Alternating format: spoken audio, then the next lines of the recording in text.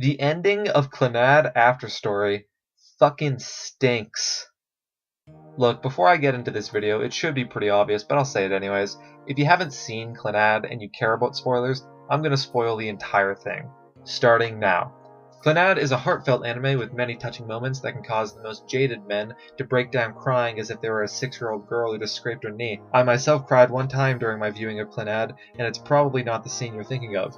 Because I know a lot of people think that the saddest part of the show is when Nagisa passes away during childbirth. But I personally didn't really feel anything when that happened, probably because I never found Nagisa's character interesting. The show's highlight for me is the relationship between Tomoya and his father, where after Nagisa's death, Tomoya is left in the same situation that his father was in, being that he has to deal with the heartbreak of losing the woman he loves while simultaneously raising the child that does nothing but remind him of his lover's death. And he utterly fails at this, essentially abandoning Ushio to be raised by her grandparents for several years until he is able to finally break from his depression. During this period of Tomoya's life, and in the period afterwards, when he starts taking a more active role in raising Ushio, he realizes that his father had a really hard time raising him, and Tomoya regrets all the time that he spent resenting his father for not being a better parent. Tomoya then reunites with his father, and the two share a touching moment, and right here is when water started leaking from my face. Look, the point I'm trying to make is that Clannad is a very easy story to become emotionally invested in. In fact, that's the whole point of the show. Everything from the story, the soundtrack, and the visuals, its whole goal is to make you feel something, which makes the ending of Clannad even more baffling, as it essentially makes the viewer feel stupid for having those feelings at all. So imagine they were going to make another Spider-Man origin story movie, but in this version they were going to make one change. That change would be that after Peter Parker learns the lesson of the words "with great power comes great responsibility," instead of him naturally coping with his mistakes and grief and growing as a person, what if in this movie Peter Parker gets sent back in time through some magical bullshit to where Uncle Ben is still alive, and then he stops Uncle Ben from dying and everybody lives happily ever after?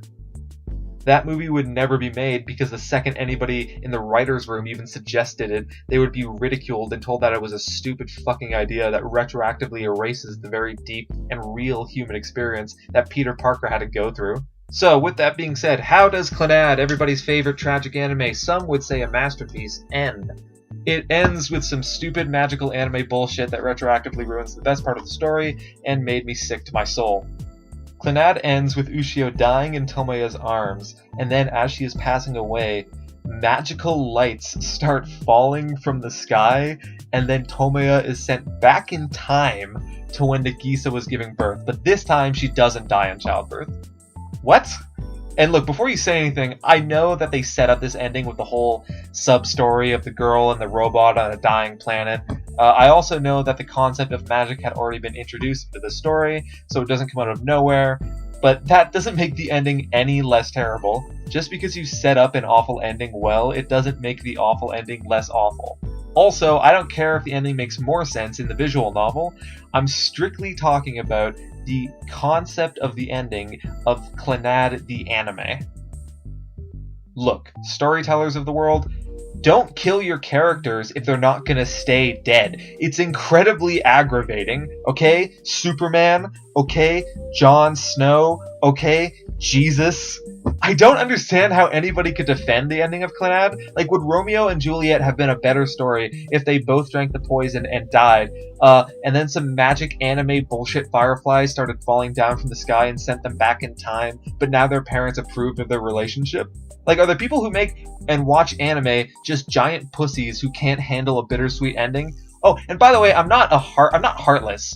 Alright, I didn't want the show to end with Ushio dying and Tomoya having to have his heart broken for a second time. I would have much preferred if the show had just ended with Tomoya recovering from his depression and then learning to become a better father for his daughter. You know, like something that could actually happen in the real world.